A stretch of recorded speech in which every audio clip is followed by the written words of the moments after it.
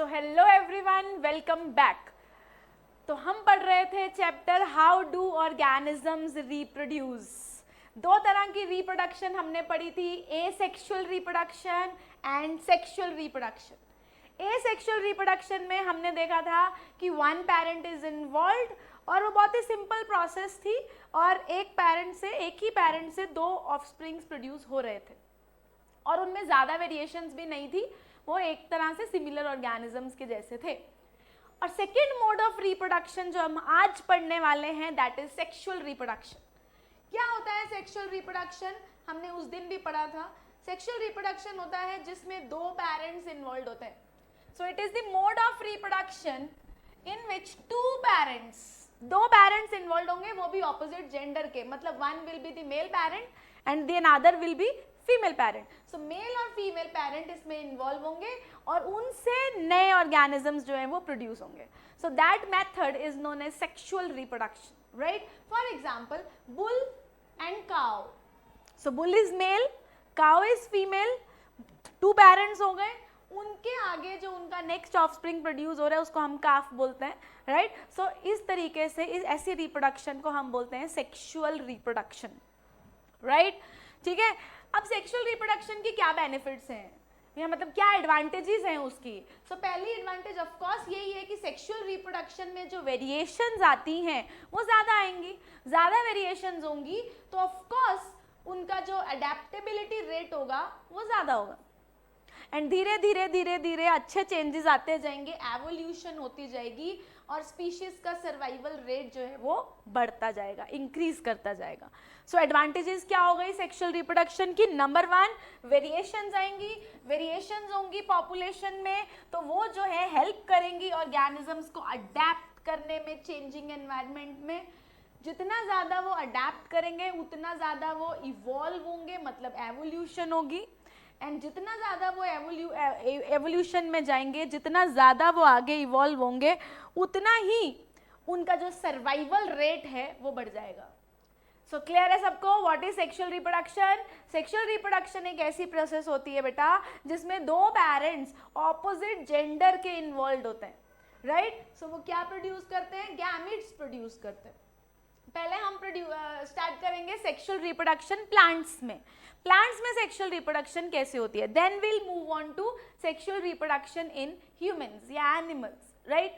सो plants के अंदर भी सेक्सुअल रिप्रोडक्शन के लिए हमें टू पेरेंट्स चाहिए होंगे, मतलब हमें दो डिफरेंट गैमेट्स चाहिए होंगे। मेल गैमेट चाहिए होगा, फीमेल गैमेट चाहिए होगा। मेल और फीमेल गैमेट फ्यूज करेगा, जाइगोट बनेगा, आगे एम्ब्रियो बनेगा, सीड बनेगा, फ्रूट बनेगा। ये सारी प्रोसेस जो होती है वो प्लांट्स में ऐसे होती है। सो प्लांट्स में जो सेक्सुअली रिप्रोड्यूसिंग प्लांट्स होते हैं, एंजियोस्पर्मिक प्लांट्स होते हैं, उनके अंदर फ्लावर्स होते हैं, राइट? सो फ्लावर जो होता है एक रिप्रोडक्टिव ऑर्गन होता है। ऐसा क्यों? क्योंकि उस फ्लावर के अंदर मेल और फीमेल रिप्रोडक्टिव ऑर्गन्स प्रेजेंट होते हैं और उन्हीं रिप्रोडक्टिव ऑर्गन से गैमीट्स बनते हैं। सो उसको पहले एक बार देख लेते हैं। फ्लावरिंग प्लांट्स मतलब जिनमें फ्लावर्स आते हैं, जो फ्लावरिंग प्लांट्स होते हैं उनमें सेक्सुअल रिप्रोडक्शन होती है। किसके थ्रू होती है? Male gamete as well as female gamete. Male gamete कौन हुआ? पोलन हुआ, अभी हम आगे देखेंगे। Pollen grains, right? और जो फीमेल गैमीट हुआ वो हुआ एग सेल, राइट? सो जो फीमेल रिप्रोडक्टिव ऑर्गन होता है उसमें तुमने पढ़ा होगा स्टिग्मा, स्टाइल, ओवरी। अब ओवरी जो हो गया उसके अंदर होता है ओव्यूल, ओव्यूल के अंदर होता है एम्ब्रियो सैक और एम्ब्रियो सैक के अंदर होता है एग सेल। तो अभी के लिए ये याद रखो, कंफ्यूज नहीं होना। अभी के लिए बस इतना याद रखना है कि मेल गैमीट मतलब पोलन, फीमेल गैमीट मतलब एग सेल, ठीक है? वो कहाँ प्रेजेंट है, कैसे प्रोसेस होती है वो हम ये आगे पढ़ेंगे अभी, ठीक है? सो फ्लावरिंग प्लांट्स के अंदर जो मेल गैमीट है और फीमेल गैमीट है वो फ्यूज करते हैं। मेल गैमीट कौन हो गया? Yes, pollen. फीमेल गैमीट कौन हो गया? Egg, right? सो अब ये आपस में फ्यूज होते कैसे? उसके लिए एक प्रोसेस होती है pollination. So what is pollination? Pollination एक ऐसी प्रोसेस होती है जिसमें एक फ्लावर के जो पोलन्स होते हैं वो अपने सेम फ्लावर या दूसरे फ्लावर के ऊपर जाकर स्टिग्मा पे लैंड होते हैं। एंड देन धीरे धीरे वो जो मेल गैमीट है वो फीमेल गैमीट तक पहुंचता है और फर्टिलाइजेशन होती है. So what is pollination? Pollination transfer करता है पॉलन्स को स्टिग्मा के ऊपर. Now pollens male gamete, stigma is the part of female reproductive organ. तो वहां पे फर्टिलाइजेशन होती है और जो ओव्यूल होता है वो सीड बन जाता है और जो ओवरी होती है वो फ्रूट बन जाती है. सो ये फ्लावर आपको दिख रहा होगा, ये बाइसेक्सुअल फ्लावर है. बाइसेक्सुअल फ्लावर बोलने का मतलब उसके अंदर दोनों चीजें होंगी, स्टेमेन भी और पिस्टल भी. यहाँ पे बताती हूँ मैं.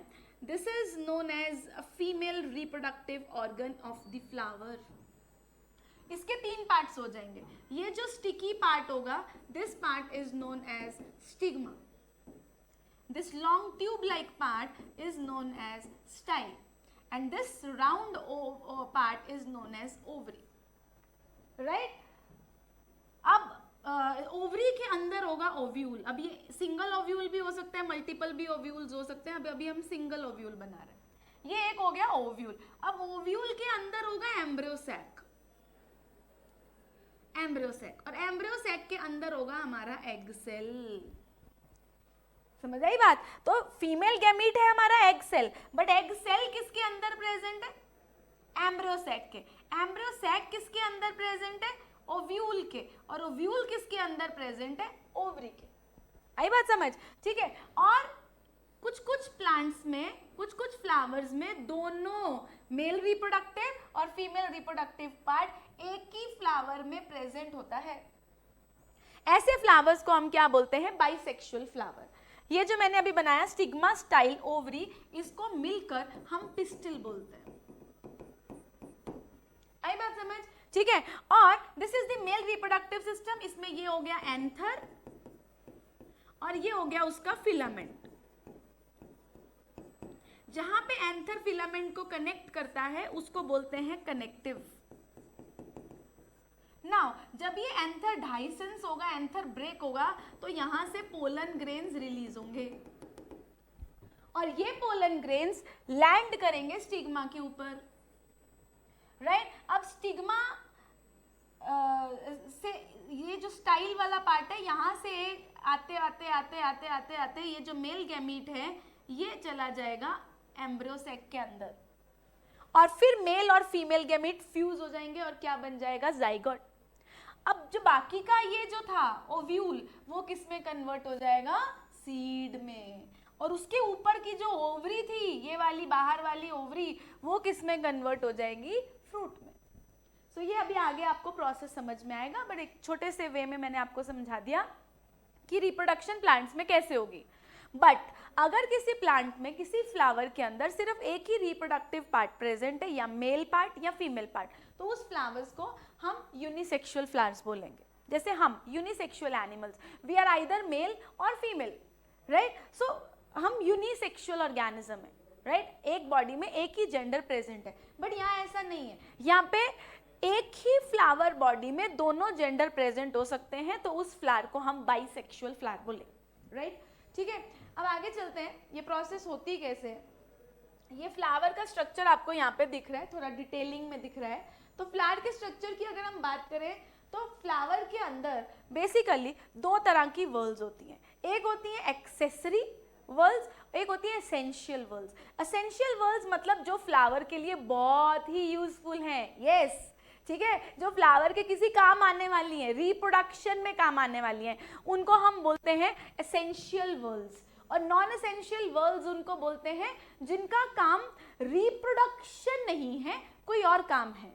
वो कुछ भी हो सकता है. इट कैन बी पॉलिनेशन के लिए इंसेक्ट्स को अट्रैक्ट करना, या फिर प्रोटेक्शन करना फ्लावर की जब वो बर्ड स्टेज पे हो. तो ऐसे वर्ल्स जो होते हैं वो नॉन एसेंशियल वर्ल्स होते हैं. ठीक है. और जो वर्ल्स रिप्रोडक्शन में पार्ट लेते हैं, ऐसे वर्ल्स को हम बोलते हैं एसेंशियल वर्ल्स. ठीक है. सो सबसे पहले जो मैं यहाँ पे पढ़ रही हूँ सेपल्स और पेटल्स, ये नॉन एसेंशियल. नॉन एसेंशियल ऐसा मतलब नहीं है बेटा कि इसका कोई काम ही नहीं है, बट इसका रिप्रोडक्शन में एज सच कोई काम नहीं. ओके. सो फर्स्ट यहाँ पे जो ग्रीन ग्रीन कलर के तुम्हें दिख रहे हैं, ये होते हैं सेपल्स. तुम याद करो जब फ्लावर बर्ड स्टेज में होता है, रोज का बर्ड तुमने देखा होगा. अभी रोज कि पेटल्स दिखी नहीं, वो बर्ड स्टेज में, तो वो सारा green green green green part से कवर्ड होता है। याद आया? हाँ, वही पार्ट क्या कहलाते हैं? सेपल्स। सो सेपल्स क्या होते हैं? सेपल्स ग्रीन होते हैं और फ्लावर को प्रोटेक्ट करते हैं जब वो कौन सी स्टेज में होता है? यस माय डियर स्टूडेंट्स, जब वो बर्ड में होता है तब वो उसकी प्रोटेक्शन करते हैं। सेकेंड आ जाता है पेटल्स। ब्यूटीफुल, सुंदर। हमें फूल कितने पसंद है? क्यों पसंद है? अलग अलग कलर के दिखते हैं। कभी हमें ब्यूटीफुल सा रेड कलर का फ्लावर बहुत पसंद आता है, कभी कभी लिलीज हम देखते हैं, कभी कभी दूसरे कितने सुंदर सुंदर फ्लावर्स होते हैं, अलग अलग कलर के फ्लावर्स होते हैं ना। तो फ्लावर्स का जो कलर्ड पार्ट होता है उसको हम बोलते हैं पेटल, राइट। सो जो पेटल्स होती हैं ब्राइटली कलर्ड होते हैं, कुछ टाइम समटाइम्स उसमें एक सुंदर सी मधुर सुगंध भी आती है, ठीक है। अट्रैक्ट करते हैं वो इंसेक्ट्स को जो कि पॉलिनेशन कर सकें, पॉलेंस को ट्रांसफर कर सकें। तो ये जो दो हो गए, ये हम बोल सकते हैं कि ये उनकी नॉन एसेंशियल वर्ल्स हो गई। अब जो हम पढ़ रहे हैं वो उनकी एसेंशियल वर्ल्स होंगी। पहले हम पढ़ेंगे मेल रिप्रोडक्टिव ऑर्गन के बारे में, जिसको हम बोलते हैं स्टैमेन। अब स्टैमेन के अंदर दो चीजें होती हैं, पहला होता है एंथर, दूसरा होता है फिलामेंट, राइट। एंथर एक ऐसा पार्ट है जो कि pollen grain, that is male gametes जिसके अंदर होते हैं, उनको प्रोड्यूस करेगा। सो एंथर के अंदर पोलन ग्रेन्स बनेंगे और पोलन ग्रेन्स आगे आकर उनके अंदर दो मेल गैमीट्स प्रेजेंट होंगे, मतलब मेल गैमीट्स उनके अंदर प्रेजेंट होते हैं। किनके अंदर? पोलन्स के अंदर। और ये फिलामेंट वाला जो पार्ट होता है ये एक स्टॉक लाइक स्ट्रक्चर होता है जो कि एंथर को सपोर्ट करता है, ठीक है ना। अभी देखो ये फ्लावर है, एंथर्स को यहाँ पे प्रेजेंट होना है, तो एंथर को दूर तक लेके जाने का, मतलब फ्लावर के बाहर तक लेकर आने का काम कौन करता है? ये स्टॉक लाइक स्ट्रक्चर करता है, जिसको बोलते हैं हम फिलामेंट, राइट, ठीक है। और दूसरी बात क्या है? एंथर और फिलामेंट मिलाकर ये बन जाता है स्टेमेन। क्या बन जाता है? Stamen. So which is the male reproductive part of the flower? Stamen. Now how many parts are there of stamen? 2 parts, anther and filament. Filament क्या करता है? उसको सपोर्ट करता है एंथर को, और एंथर क्या करता है? एंथर पोलन ग्रेन्स प्रोड्यूस करता है। क्या होते हैं मैडम पोलन ग्रेन्स? बेटा उसके अंदर होते हैं मेल गैमेट्स। आई बात समझ? अब हम पढ़ते हैं female reproductive part. Female reproductive part को कलेक्टिवली हम पिस्टिल बोलते हैं, राइट, कार्पेल भी बोलते हैं, ठीक है। पिस्टिल में इसके 3 पार्ट्स होते हैं। ये वाला जो अपर पार्ट आपको नजर आ रहा है, this part is known as stigma, right. Stigma के ऊपर यहाँ पे पोलन ग्रेन्स आके लैंड होंगे, तो ये पार्ट कौन सा हो गया? स्टिग्मा पार्ट हो गया। तो स्टिग्मा क्या है? Sticky tip of the pistil. Pistil बोलो या कार्पेल बोलो, एक ही बात है। उस पिस्टिल के ऊपर जब पोलन ग्रेन आके लैंड करेगा तो वो वहां पे अटैच भी होना चाहिए, तो वो एरिया स्टिकी रहता है। तो जो स्टिकी पार्ट होता है उसको क्या बोलते हैं? स्टिग्मा। ये क्या करता है? रिसीव करता है पोलन ग्रेन्स को। जब पॉलिनेशन होती है, कोई इंसेक्ट, कोई बर्ड, कोई विंड, ये सब जब पोलन को वहां पे रिलीज करते हैं तो पोलन वहां पे चिपक जाता है with the help of that sticky surface, stigma. Now stigma के बाद ये जो लॉन्ग ट्यूब लाइक स्ट्रक्चर तुम्हें दिख रहा है, this is known as style. देखो कितने स्टाइल से बनी है नहीं, इसका कोई इससे कोई कनेक्शन नहीं है, इसका नाम है स्टाइल, राइट। तो स्टाइल एक लॉन्ग ट्यूब जैसी है जो स्टिग्मा को ओवरी के साथ कनेक्ट करती है। ये ओवरी आ गई अपनी, राइट। तो ये था स्टिग्मा ऊपर का, ये पार्ट था स्टिग्मा, और ये पार्ट था ओवरी। ओवरी के अंदर एग सेल, स्टिग्मा के पास पोलन। अब इस पोलन के अंदर जो मेल गैमीट है उसको यहां तक जाना है, तो कैसे जाएगा? एक रास्ता चाहिए ना, एक ट्यूब चाहिए ना। तो वो जो लॉन्ग ट्यूब लाइक स्ट्रक्चर यहाँ पे प्रेजेंट है जो कि स्टिग्मा को ओवरी से कनेक्ट करता है, उस पार्ट को हम बोलते हैं स्टाइल। क्या बोलते हैं? स्टाइल। आई बात समझ? सो what is style? It is elongated tube that connect stigma and ovary. Stigma और ओवरी को कनेक्ट करने वाला स्ट्रक्चर। तो क्या होता है? पोलन ट्यूब इसके अंदर से ग्रो करती है और मेल गैमीट को कैरी करते हुए लेकर जाती है एग सेल के पास, राइट। और लास्ट पार्ट जो इसका ये राउंड स्ट्रक्चर तुम्हें दिख रहा है, ये वाला part, this is known as ovary. ये ओवरी है। So what is ovary? Ovary is the swollen, ऐसा बड़ा round part. Basal part, basal मतलब सबसे बेस पे, basal part of the pistil. Pistil मतलब female reproductive organ. So plants के flower के फीमेल रिप्रोडक्टिव पार्ट का बेसल पार्ट उसको हम बोलते हैं ओवरी, और उसके अंदर होते हैं ओव्यूल्स।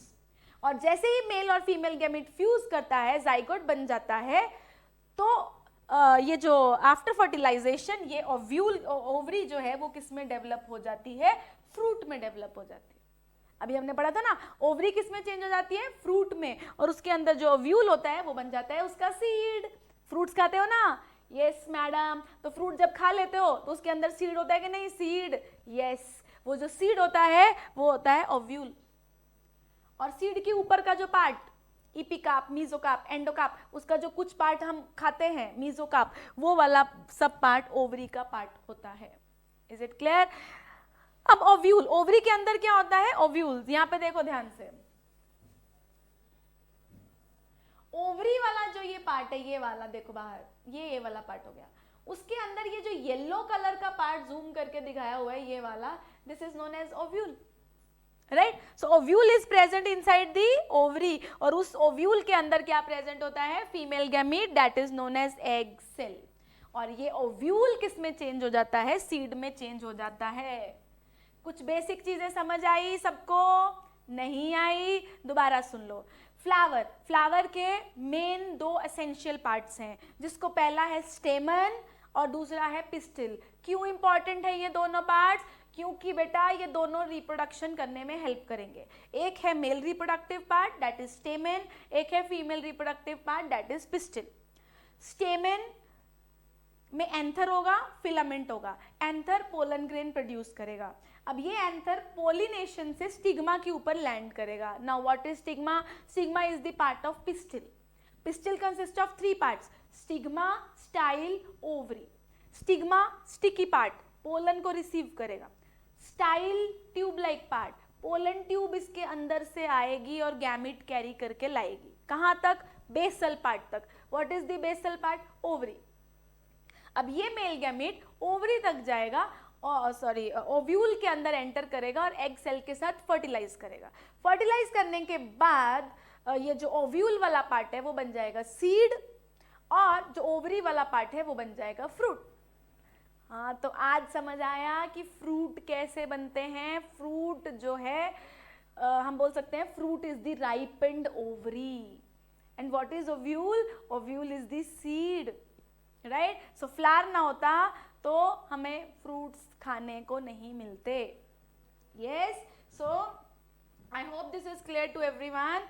आगे चलते हैं हम, कि जैसे कि मैं बोल रही थी कि पहला आ गया रिप्रोडक्टिव पार्ट, तो mail reproductive part quickly revise करेंगे हम। मेल रिप्रोडक्टिव पार्ट को हम क्या बोलते हैं? स्टेमन। और फीमेल रिप्रोडक्टिव पार्ट को हम क्या बोलते हैं? पिस्टिल बोल लो या कार्पेल बोल लो, उसके 2 नाम हैं, राइट? सो पॉलिनेशन कैसे होती है? सी यहाँ पे तुम्हें 2 फ्लावर्स दिख रहे हैं। सो ये सेम फ्लावर, सेम स्पीशीज है, हिबिस्कस फ्लावर है यहाँ पर। हालांकि ये बाइसेक्सुअल फ्लावर है, मतलब मेल रिप्रोडक्टिव ऑर्गन और फीमेल रिप्रोडक्टिव ऑर्गन एक ही फ्लावर के अंदर प्रेजेंट है, राइट? सो बट पॉलिनेशन में क्या होता है? The process of transfer of pollens from the anther to the stigma of the flower. तो पोलन ग्रेन्स ये इनसे की हनी भी हो गई, हनी भी पहले इस फ्लावर के ऊपर बैठी तो इसने पोलन्स को अपने पैरों पे वो चिपक गई, ये देखो उसके पैर पे पोलन ग्रेन्स चिपक गए। वो हनी भी उसके बाद दूसरे फ्लावर पे चली गई और उसने पोलन ग्रेन्स को ट्रांसफर कर दिया। तो इसको पता भी नहीं कि इसने इतना इंपॉर्टेंट काम कर दिया है ना। वो तो अट्रैक्ट हुई थी उसकी पेटल से कि वो फ्लावर के पास जाएगा, वो ये जो हनी भी है वो फ्लावर के पास जाएगी और वहां से उसका जूस सक करेगी, उसका बस वही पर्पस था। बट उसको नहीं पता है कि उसने बहुत एक इम्पॉर्टेंट प्रोसेस को में मदद करी है। उसने इस फ्लावर के पोलन इस फ्लावर पे जो है डस्ट किए हैं। अब इस प्रोसेस को हम बोलते हैं पॉलिनेशन। तो पॉलिनेटर्स वो हो गए जो पॉलिनेशन करते हैं, राइट? सो वो एबायोटिक भी हो सकते हैं, मतलब नॉन लिविंग भी हो सकते हैं और लिविंग भी हो सकते हैं। सो नॉन लिविंग मतलब जैसे विंड, वाटर, हवा चली, इधर से पोलन जुड़े दूसरे फ्लावर पे चले गए, वाटर के थ्रू जा सकते हैं। या फिर बायोटिक मतलब बर्ड्स के थ्रू, इंसेक्ट्स के थ्रू, बैट्स के थ्रू, स्नेल्स के थ्रू, ये सब चीजें पॉसिबल होती हैं। आई बात समझ? सो इस तरीके से पॉलिनेशन होती है। पॉलिनेशन से जो पोलन ग्रेन्स होते हैं वो दूसरे फ्लावर पे पहुंच जाते हैं। सो अभी आपको ये तो समझ आ गया होगा कि पॉलिनेशन है क्या। अब आगे चलते हैं, टाइप्स ऑफ पॉलिनेशन कौन कौन सी होती है, पॉलिनेशन कितने तरह की होती है। पॉलिनेशन बेटा दो तरह की होती है, सेल्फ पॉलिनेशन, क्रॉस पॉलिनेशन। क्या लिखा है मैडम इतना सारा, वो पढ़ने से पहले तुम सिर्फ पिक्चर्स की तरफ गौर करो। यहाँ पर एक ही फ्लावर दिखाया गया है, एक ही फ्लावर। यहाँ पे कितने फ्लावर दिखाए गए हैं, 2 स्पीशीज सेम है फ्लावर की, राइट। सो अब इसमें क्या हो रहा है, क्योंकि ये बाइसेक्सुअल फ्लावर है, सो इस बाइसेक्सुअल फ्लावर में एक ही फ्लावर के पोलन्स उसी फ्लावर के स्टिग्मा पे डस्ट हो रहे हैं। सी देखो, ये एंथर, एंथर क्या प्रोड्यूस करेगा, पोलन्स। अब वो किसके ऊपर लैंड करेंगे, स्टिग्मा के ऊपर, उसी फ्लावर के स्टिग्मा पे लैंड करेंगे। तो ये वाला जो पॉलिनेशन हो गया, ये कौन सा पॉलिनेशन होगा, सेल्फ पॉलिनेशन।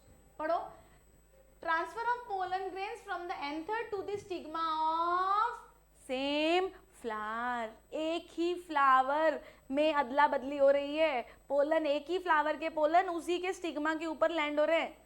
आई बात समझ, ठीक है। ऐसा उन्हीं में हो सकता है जिनके अंदर दोनों जेंडर प्रेजेंट है, मतलब बाइसेक्सुअल फ्लावर्स, यस और नो।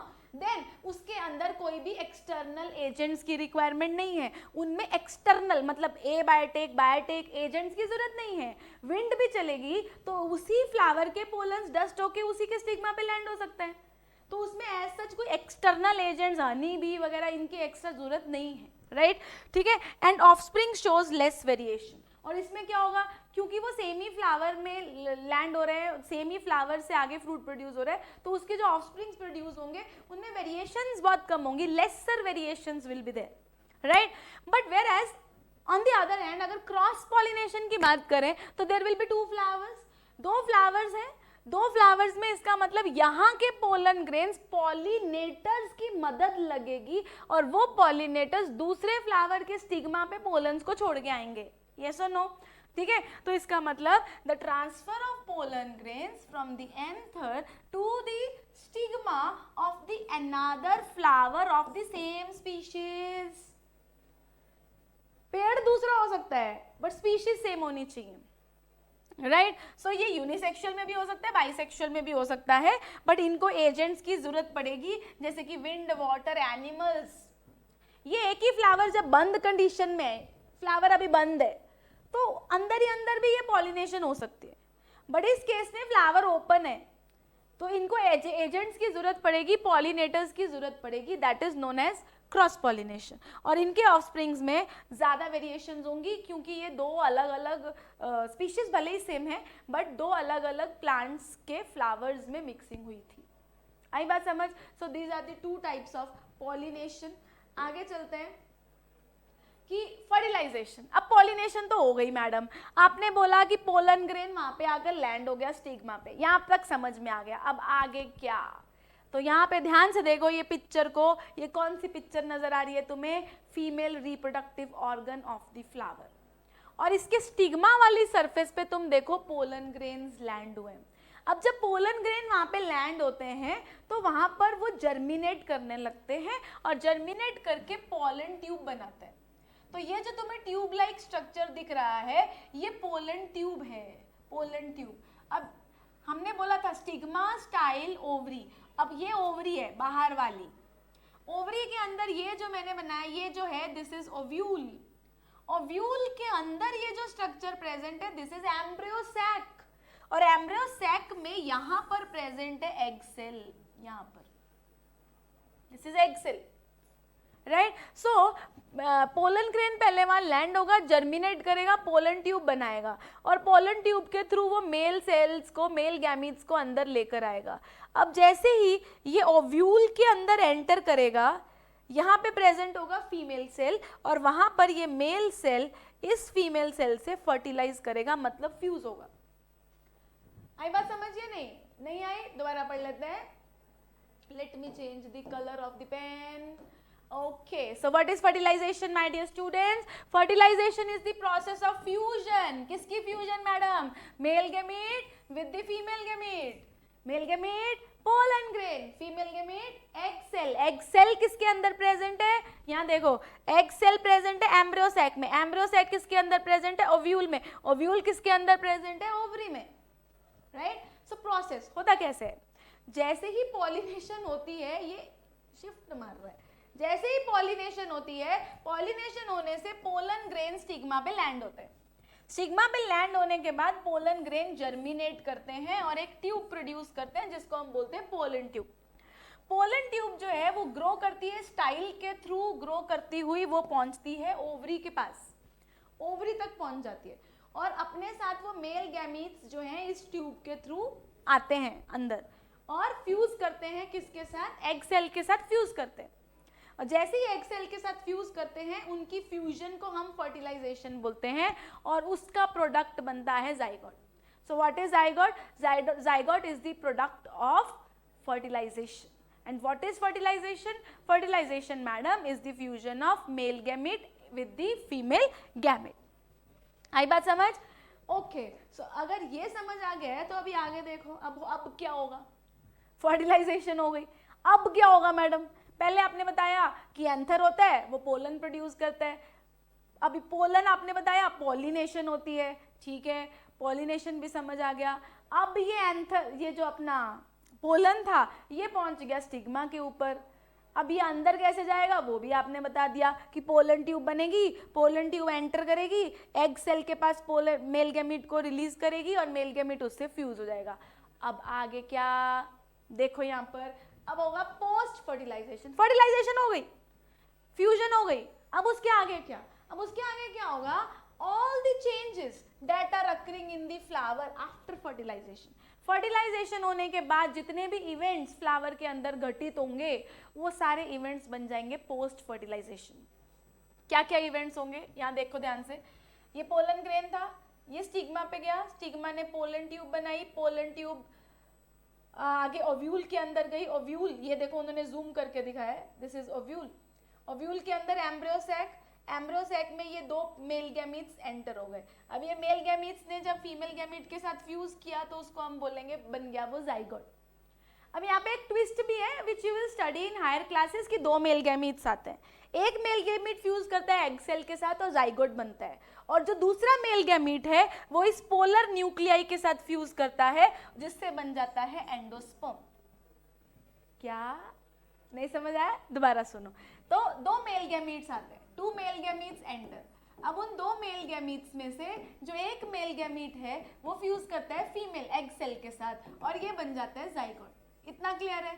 जो दूसरा मेल गैमीट होता है वो फ्यूज करता है पोलर न्यूक्लियस के साथ, पोलर न्यूक्लियाई, और उससे बनता है एंडोस्पर्म, और ये एंडोस्पर्म इस जाइगोट की नरिशमेंट में हेल्प करता है।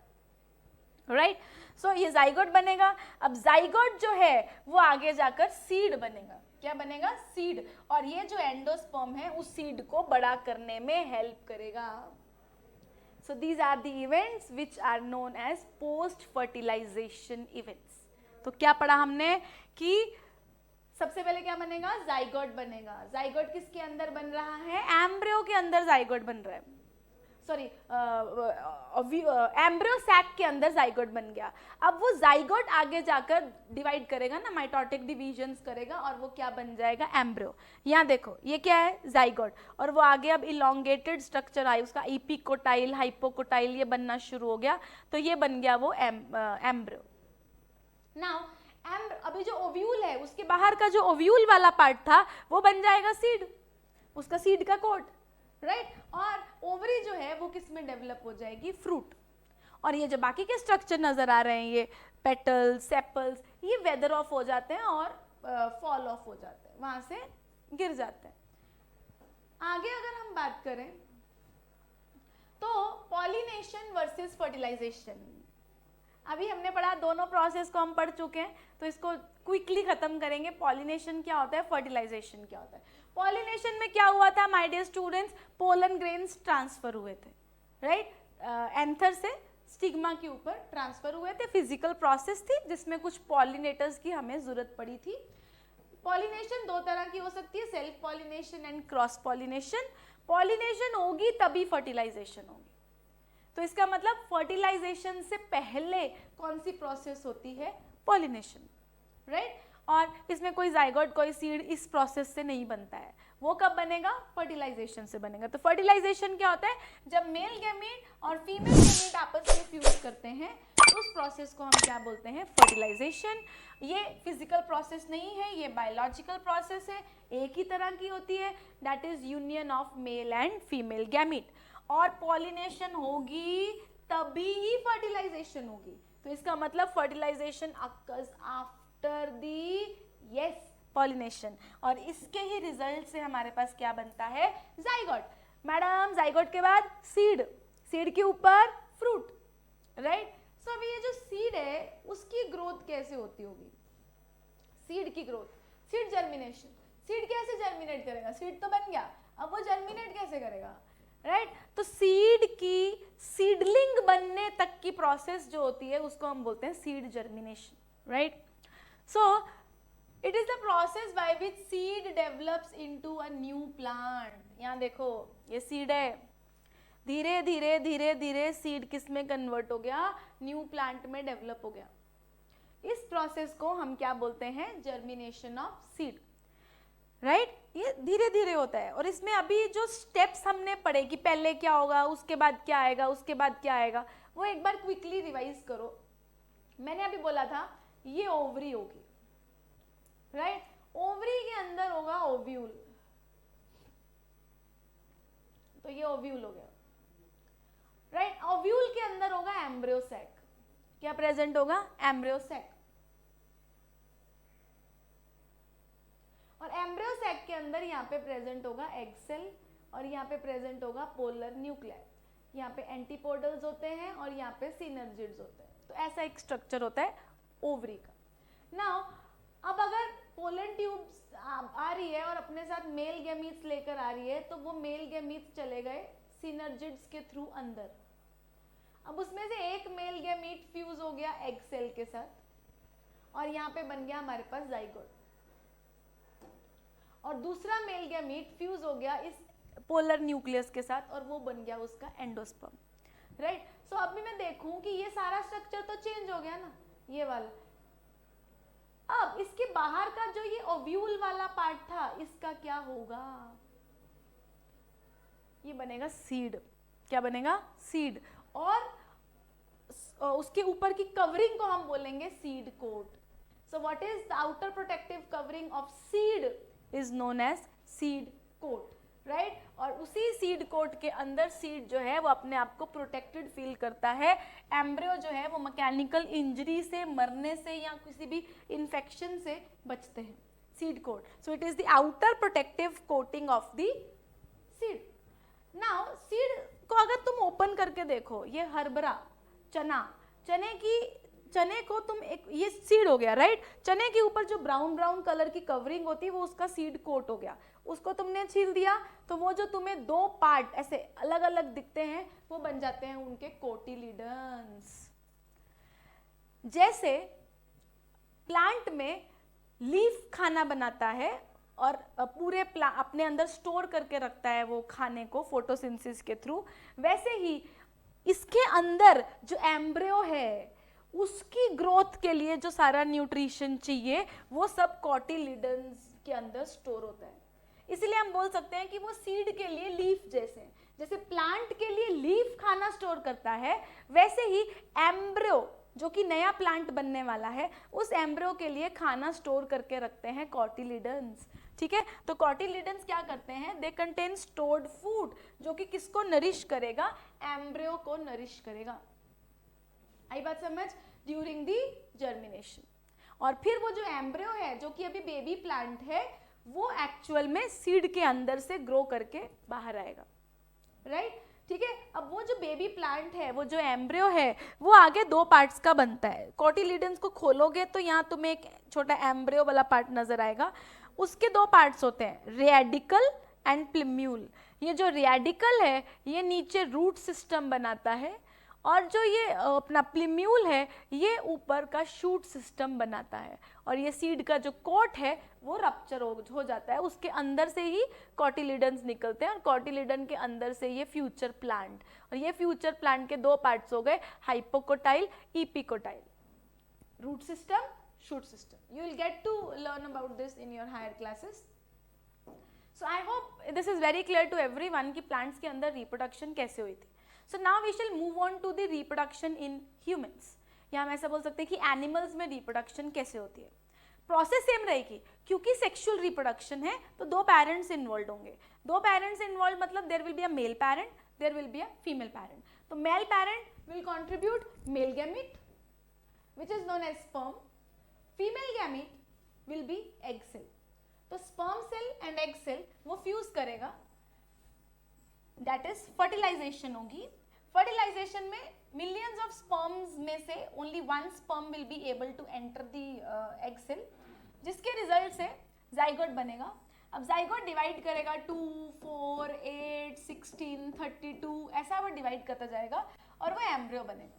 धीरे धीरे धीरे धीरे एम्ब्रियो के अंदर ऑर्गेनोजेनेसिस स्टार्ट होगा, ऑर्गन्स बनने शुरू होंगे and it will result in the formation of the next generation. A baby will be formed, right. तो ये कैसे होती है प्रोसेस, उसको समझने से पहले आपको प्यूबर्टी का कॉन्सेप्ट समझना पड़ेगा. बहुत ही इंपॉर्टेंट टॉपिक है, एनसीईआरटी का, पेपर में भी पूछा जाता है. प्यूबर्टी क्या होती है?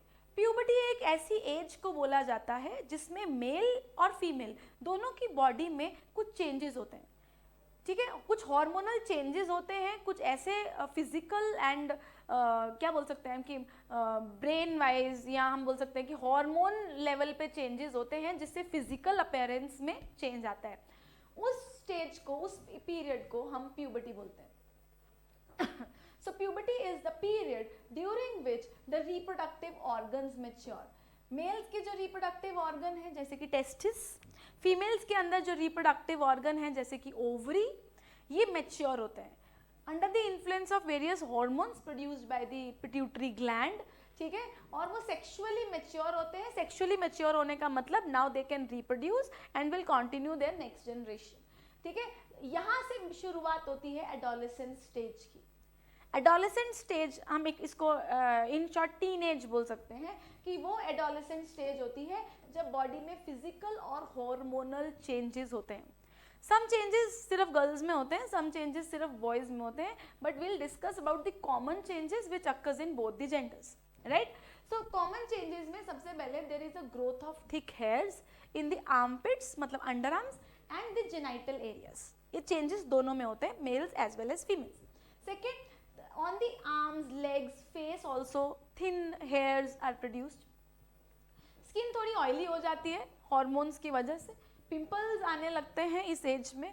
हाइट और जो बॉडी की अदर प्रॉपर्टीज़ हैं वो चेंज होती हैं, फाइनल अटेन होती है उनकी हाइट वगैरह, और वो एक दूसरे अपनी बॉडी के बारे में समझने लगते हैं, दूसरी सराउंडिंग्स के बारे में वो ज़्यादा समझने लगते हैं इस एज में आकर.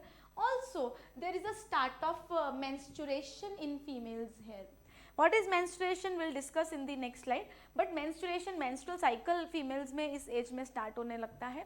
And also in the boys, the voice थोड़ी deep हो जाती है and their reproductive organs mature. तो ये कुछ ऐसे changes हैं जो हर male और female की body में एक certain age में आते हैं. around 10 to 12 years of age में puberty age आती है और ये सारे changes आते हैं.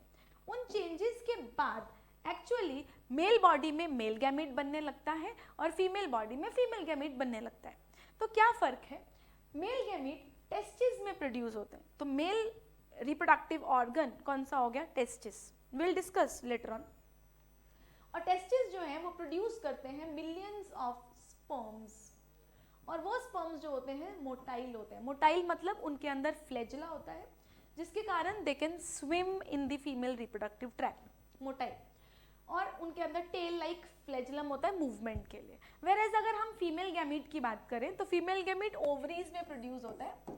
This is the female reproductive organ हो गया ये. ठीक है, और ये ओवरी जो है, ये जो एग सेल प्रोड्यूस करते हैं वो मोटाइल नहीं होता, वो मूव नहीं कर सकता है. ठीक है, और वो स्पर्म्स के कंपैरेटिवली काफ़ी लार्ज होता है. Sperms are smaller but many in number. जो एग सेल है it is larger and very few in number, may be 1 per month. Now ovum, एक ही ओवम जनरली रिलीज होता है एक मंथ में. ओकेजनली कुछ फीमेल्स में 2 एग्स भी साइमल्टेनियसली रिलीज होते हैं which will result into the birth of twins, right. So ये जो एग होता है राउंड इन शेप होता है, इसमें कोई टेल लाइक स्ट्रक्चर प्रेजेंट नहीं होता है। अगर हम एक एक करके रिप्रोडक्टिव ऑर्गन्स को स्टडी करें तो ये जो रिप्रोडक्टिव ऑर्गन्स आपको नजर आ रहा है, this is known as a male reproductive system. अब मेल रिप्रोडक्टिव सिस्टम में क्या क्या होता है, सबसे पहले important part, this is the pelvic region of a male body. Pelvic region में ये जो आपको बैग लाइक स्ट्रक्चर नजर आ रहा है, this is known as scrotum. What is this? Scrotum. It is a bag-like structure in which testes are present. ठीक है, so what are testes? Testes are the organs which will produce the male gametes, जो कि sperm cells produce करेंगे। Now वो जो testes हैं, they are located in this bag-like structure. This bag-like structure is known as scrotum. हाँ, और उसके अंदर जो ये पार्ट नजर आ रहा है, this is actually the testis which will produce sperms. So उसके बाद sperms यहाँ से ट्रेवल करते करते करते करते यूरेथ्रा तक पहुंचते हैं and will be released by the with the help of external genital organ, right. So क्या फंक्शन क्या होगा इस सिस्टम के, ये मेल गैमेट्स प्रोड्यूस करेंगे, क्या बोलते हैं उनको, स्पर्म्स। सो टेस्टिस का मेन इंपॉर्टेंट काम है स्पर्म्स की प्रोडक्शन करना, बट क्या उसका कोई और काम है, यस उसका काम है कि मेल का जो मेन सेक्स हार्मोन है दैट इज टेस्टोस्टेरोन, उसकी प्रोडक्शन करना। और यही वजह है कि एडोलेसेंट स्टेज में टेस्टोस्टेरोन की प्रोडक्शन ज़्यादा होने लगती है, जिसकी वजह से मेल बॉडी में फिजिकल चेंजेस आते हैं, राइट। सो अब ये जो मेल रिप्रोडक्टिव सिस्टम है उसका तीसरा फंक्शन है कि प्रॉपर ऐसा पैसेज प्रोवाइड करना जिससे कि स्पर्म्स जो हैं वो आउटसाइड द बॉडी रिलीज हो सके, क्योंकि बनते हैं वो टेस्टिस में बट यहाँ से पूरा मूव होके रिलीज होते हैं वो यूरेथ्रा से, right, with the help of external genitalia. So अब ये स्पर्म्स जो यहाँ से रिलीज होंगे they will be inserted into female body during copulation, और फिर फर्टिलाइजेशन से मेल और फीमेल गैमेट फ्यूज होके जाइगोट बनेगा। क्लियर, आगे इसको डिटेल में थोड़ा पढ़ लेते हैं उनके फंक्शंस को, सारे फंक्शंस को। तो अभी आपने देखा टेस्टिस एक राउंड स्ट्रक्चर प्रेजेंट है, वन सेकेंड, यस। सो टेस्टिस क्या था, एक राउंड स्ट्रक्चर प्रेजेंट था जो कि स्क्रॉटम मतलब एक बैग लाइक स्ट्रक्चर में प्रेजेंट था। सो पहले स्क्रॉटम देख लेते हैं। स्क्रॉटम क्या है, एक बैग लाइक स्ट्रक्चर है अराउंड द टेस्टिस, ठीक है। क्या करता है स्क्रॉटम, स्क्रॉटम जो है वो टेस्टिस का टेम्परेचर मेंटेन करता है, जो कि स्पर्मेटोजेनेसिस मतलब स्पर्म प्रोडक्शन के लिए वायबल टेम्परेचर है। Before the birth of the child, या जब वो अपने ग्रोइंग टाइम पीरियड में था, तब जो टेस्टिस होती हैं वो पेल्विक रीजन तक डिसेंड नहीं होती हैं, वो एब्डोमिनल रीजन में प्रेजेंट होती हैं। But by the end of 7th month वो जो टेस्टिस होती हैं वो डिसेंड होती हैं इंग्विनल कैनाल के थ्रू, और वो नीचे पेल्विक रीजन की तरफ बाहर, बॉडी के बाहर की तरफ आ जाती हैं। ऐसा क्यों, क्योंकि हमारे एब्डोमेन का जो टेम्परेचर रहता है डाइजेशन ऑफ फूड के लिए 37 के अराउंड रहता है, बट स्पर्म प्रोडक्शन के लिए अराउंड 34 डिग्रीज ऑफ टेम्परेचर चाहिए होता है। उसके लिए टेस्टिस जो है वो डिसेंड हो जाती है, नीचे की तरफ आ जाती है। सो इनका काम होता है टेस्टिस को लोअर टेम्परेचर मेंटेन करना, जो कि स्पर्म प्रोडक्शन के लिए यूजफुल है। और स्क्रॉटम के अंदर होती है टेस्टिस। टेस्टिस का काम होता है स्पर्म्स की प्रोडक्शन करना, नंबर फर्स्ट फंक्शन, और सेकंड फंक्शन होता है हार्मोन की प्रोडक्शन करना, दैट इज टेस्टोस्टेरोन। नाउ अभी आपने एक पहले पिक्चर देखी, यहाँ पर इस पिक्चर में आपने देखा कि जैसे ही ये टेस्टिस जैसे ही स्पर्म्स बनाएंगे, ये स्पर्म इस डक्ट के थ्रू बाहर आ रहे हैं, और इस डक्ट का नाम क्या है, वास डिफरेंस, राइट। सो अगर आगे देखें हम तो टेस्टिस बनाएंगे स्पर्म्स, और स्पर्म्स को कैरी करेगा कौन, टेस्टिस में से कैरी करके बाहर तो लेके जाना पड़ेगा ना, तो टेस्टिस से जो डक्ट इसको कैरी करेगी उसको हम बोलेंगे वास डिफरेंस। यहाँ पे देखो टेस्टिस से स्पर्म बनने के बाद यहाँ से बाहर जा रहा है किसके थ्रू, वास डिफरेंस के थ्रू, राइट। सो वास डिफरेंस क्या कर रहा है, स्पर्म्स को बाहर की तरफ यूरेथ्रा की तरफ लेके जा रहा है। आगे आकर उनको मिलते हैं सेमिनल वेसिकल। यहाँ पे दोबारा देखो, यहाँ पर टेस्टिस ने स्पर्म बनाए, स्पर्म्स जो है इस डक्ट के थ्रू कैरी होकर यहाँ तक आए।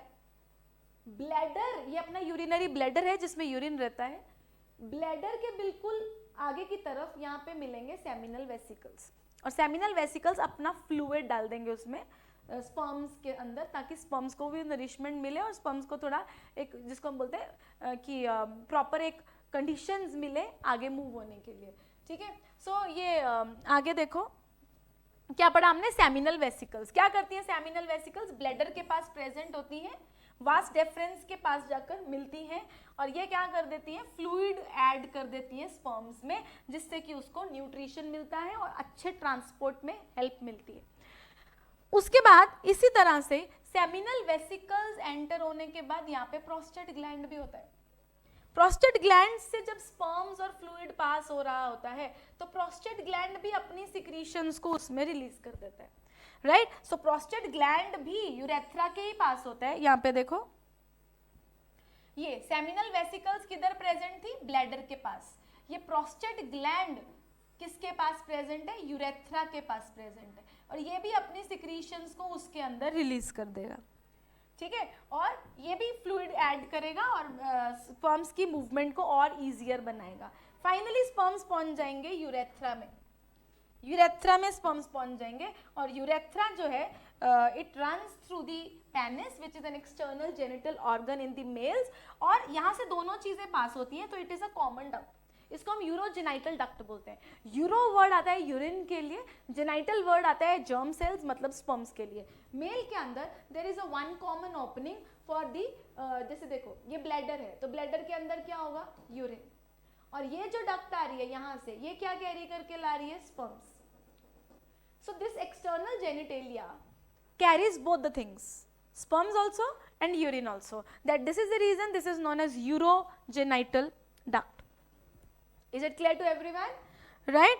And there is an external genitalia which will transfer the sperms into the female body. Now coming to the female reproductive system, very easy topic.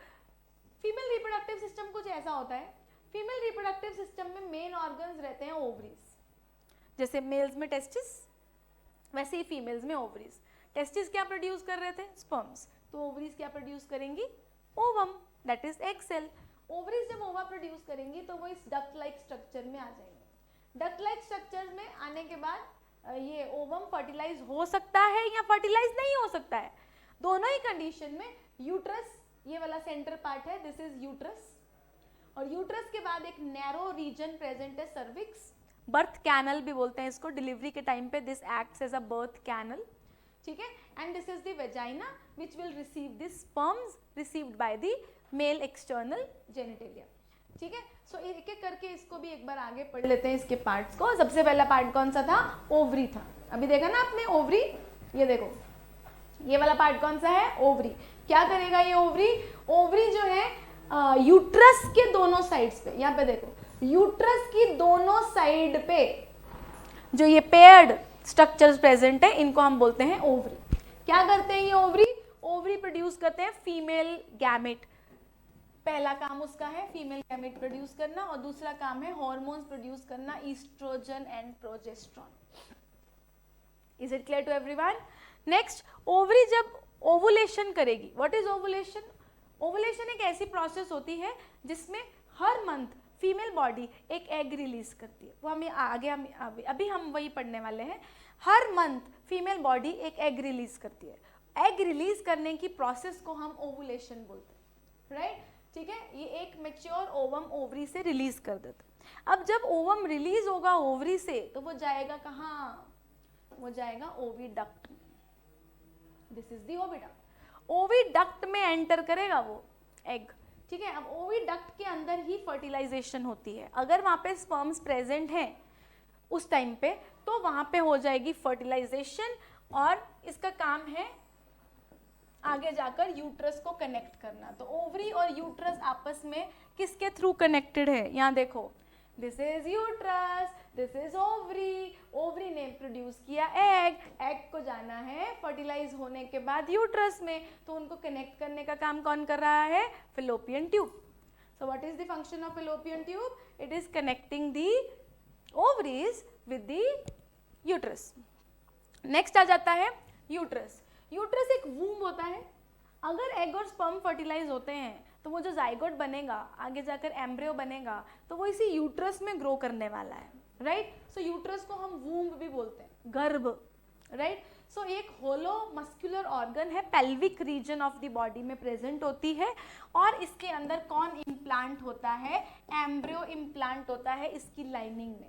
इसकी 3 लाइनिंग्स होती हैं, उसकी जो सबसे इनर लाइनिंग होती है, ठीक है, उसको बोलते हैं एंडोमेट्रियम, वहां पर जाके एम्ब्रियो इम्प्लांट होता है, राइट। देन आ जाता है सर्विक्स, ये अभी आपने देखा, this region, narrow region is known as cervix. This cervix connects the uterus to the vagina. ये यूट्रस है, ये वेजाइना है, यूट्रस और वेजाइना को कनेक्ट करने वाले पार्ट को हम बोलते हैं सर्विक्स।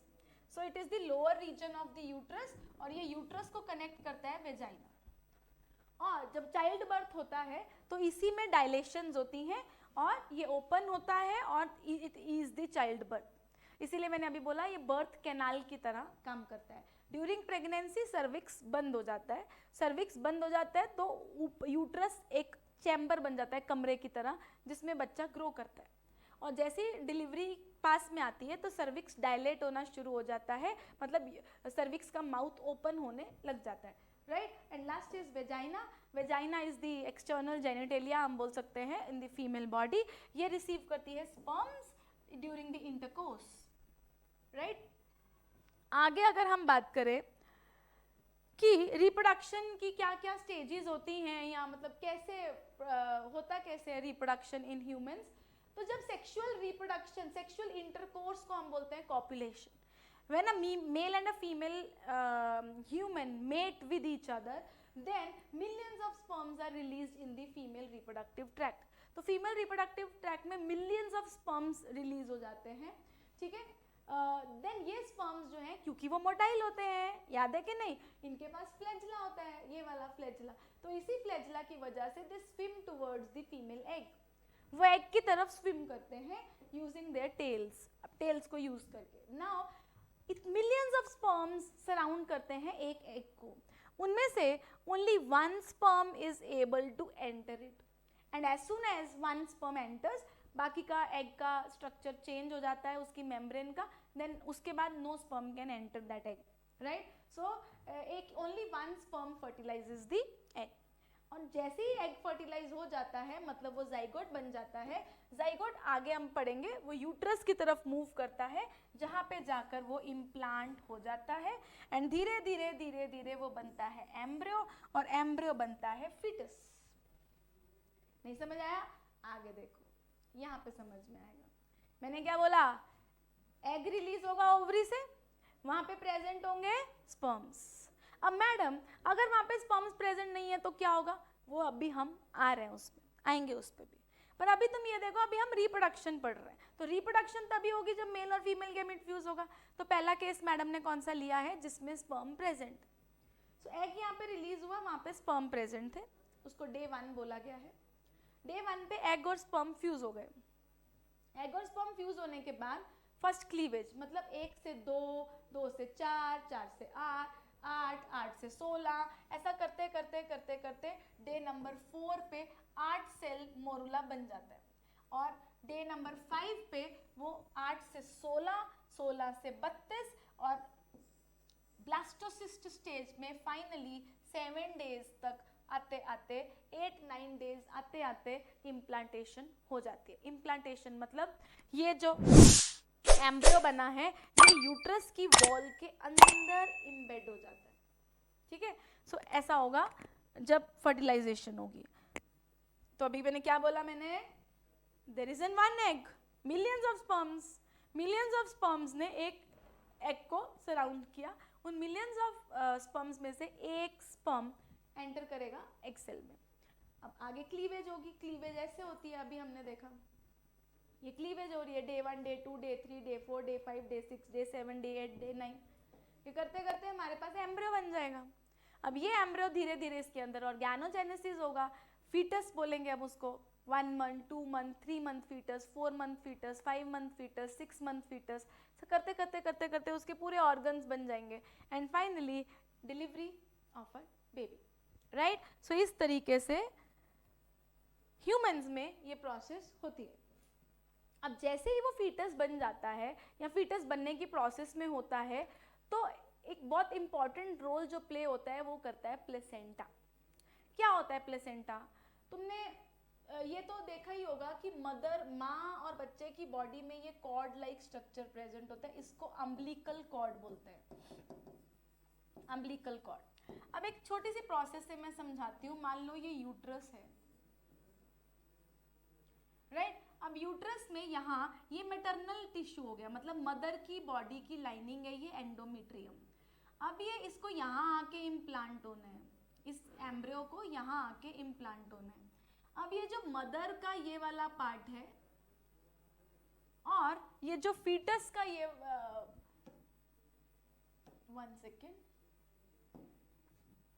ये जो फीटस का ट्रोपोब्लास्ट के सेल्स होते हैं ये यहाँ पे इंटरडिजिटेशन करते हैं। You will learn this in higher classes in much detail, अभी तुम्हें डिटेल में है नहीं, पर तुम्हें ये याद रखना है कि मदर की बॉडी और फीटस की बॉडी मिलकर एक यहाँ पर टिश्यू बनाती हैं। इस टिश्यू को हम बोलते हैं प्लेसेंटा। नाउ बाकी ये पूरा इसके अंदर सराउंड हो जाता है, ठीक है, यूट्रस की कैविटी के अंदर, और फिर ये धीरे धीरे धीरे धीरे ये एम्ब्रियो में कन्वर्ट होता है और यहाँ पर एक कॉर्ड बनती है, इसको हम अम्बिलिकल कॉर्ड बोलते हैं। तो ये जो स्ट्रक्चर यहाँ पे बनाया गया है, ये वाला स्ट्रक्चर, ये मदर बॉडी और फीटस की बॉडी से मिलकर बना है। So this structure is known as placenta. और प्लेसेंटा से बच्चे की बॉडी तक एक कॉर्ड कनेक्ट होती है, that cord is known as umbilical cord. अब ये प्लेसेंटा का क्या फंक्शन रहता है वो अभी एक बार देख लेते हैं। यहाँ पे placenta is a special tissue which actually a special connection which is formed between the embryo and the wall of the uterus, ठीक है। तो यूट्रस की जो लाइनिंग होती है वो थिक हो जाती है, वहां से उसमें बहुत ज़्यादा रिचली ब्लड सप्लाई जाने लगता है और इसी तरह से प्लेसेंटा जो है वो बन जाता है। सो प्लेसेंटा बेसिकली दोनों की साइड से बन रहा है, एम्ब्रियो की साइड से भी बन रहा है और मदर की साइड से भी बन रहा है।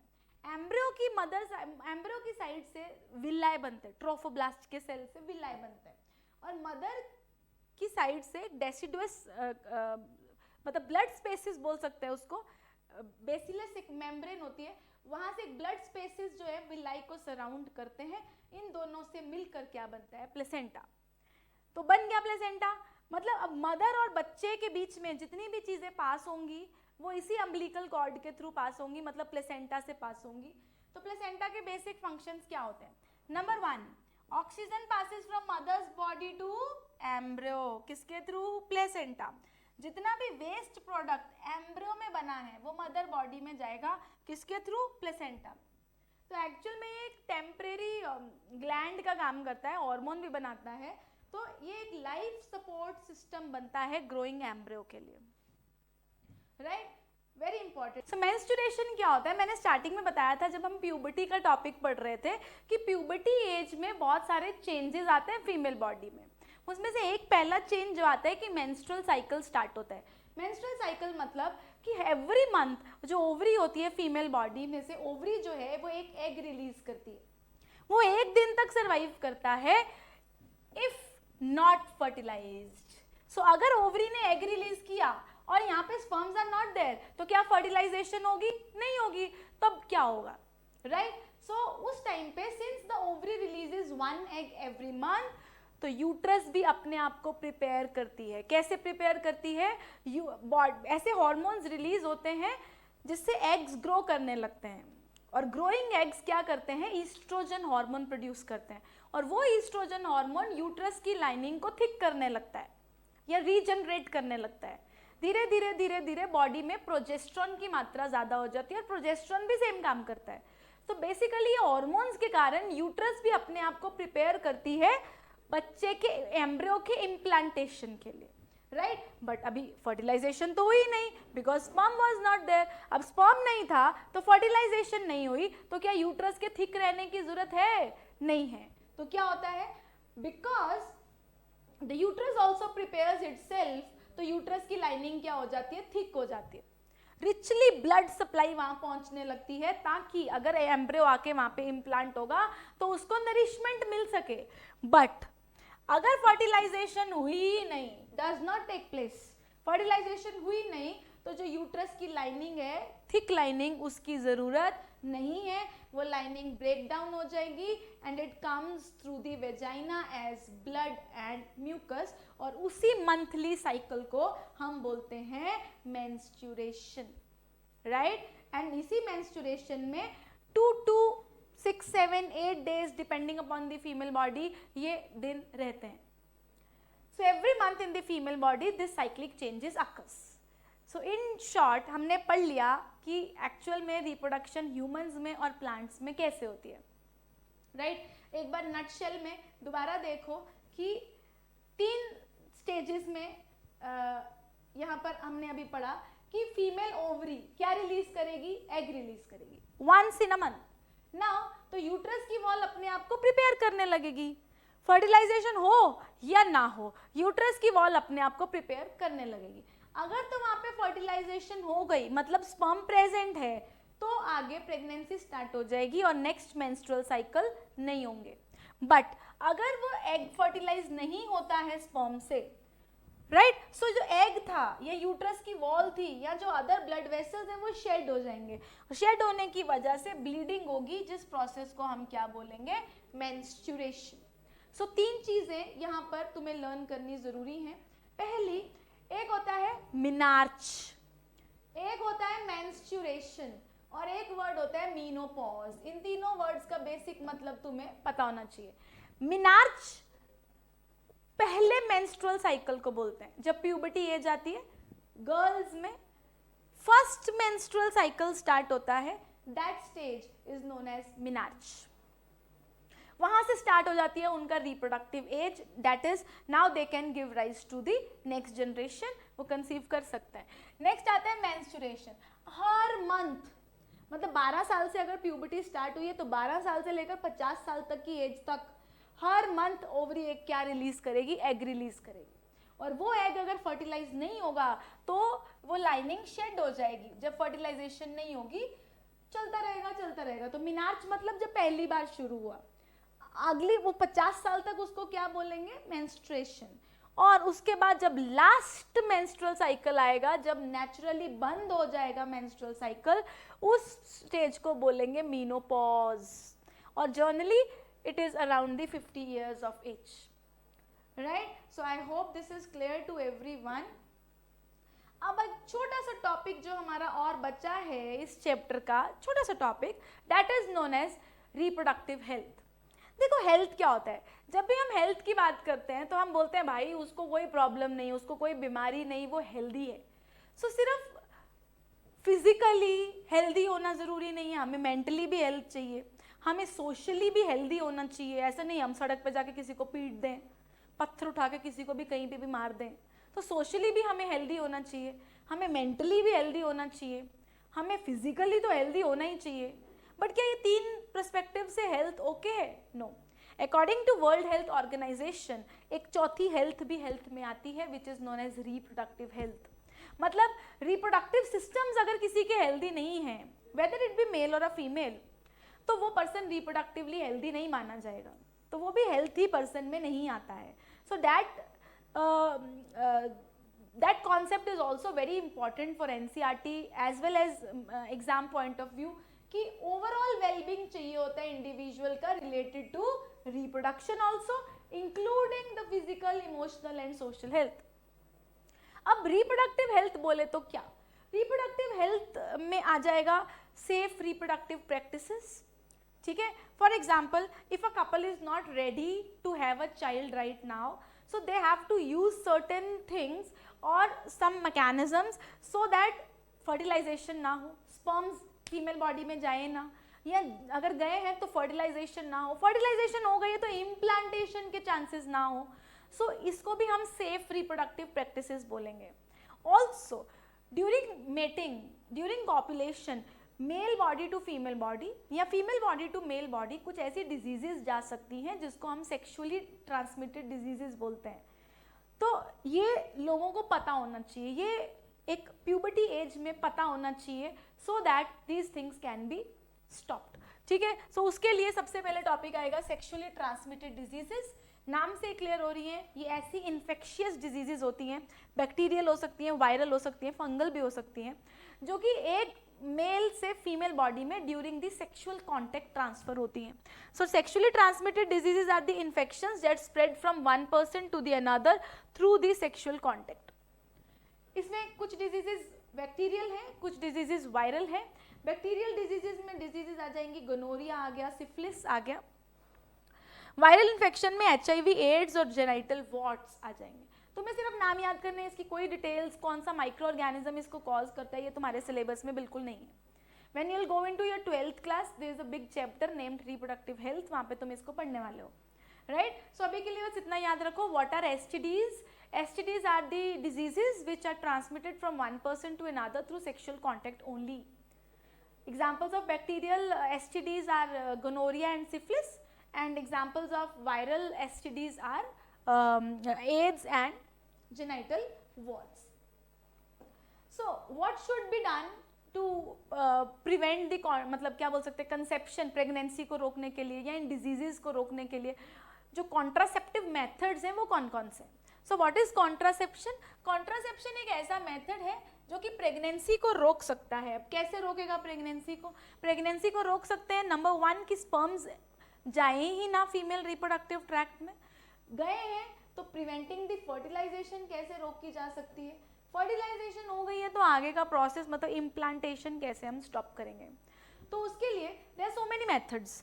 The first method is mechanical or a barrier method.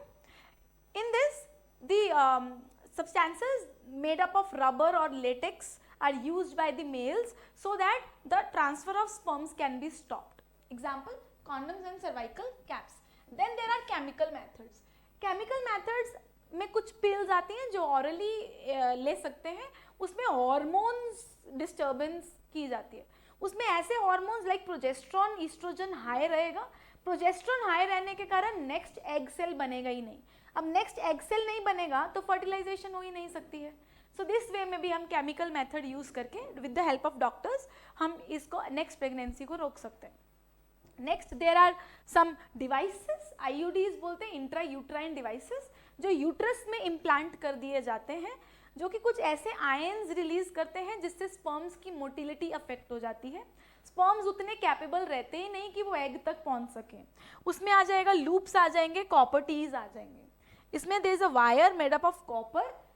एक टी लाइक स्ट्रक्चर है. देखो ये फीमेल रिप्रोडक्टिव ऑर्गन जैसा एक स्ट्रक्चर है, उसमें जाकर ये इम्प्लांट कर दिया जाता है.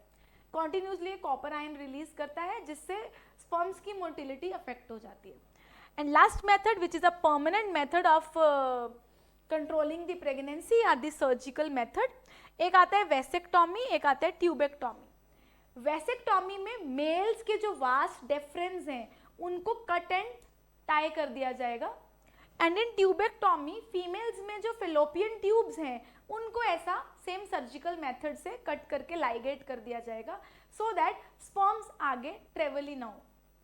अब स्पर्म्स एग आगे ट्रेवल ही नहीं होगा तो there will not be the meeting of sperm and egg.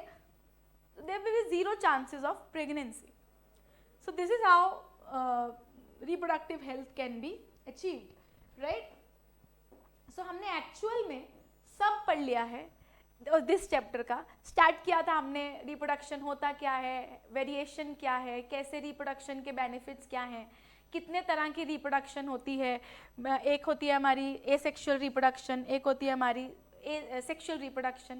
Last video में we discussed about asexual reproduction, and in today's video we have completed this chapter by studying reproduction in plants, sexual reproduction in plants, sexual reproduction in animals, and last में हमने एक छोटा सा topic देखा, that is reproductive health. I hope this is clear to everyone. So we'll meet again with a new chapter very soon. Thank you so much.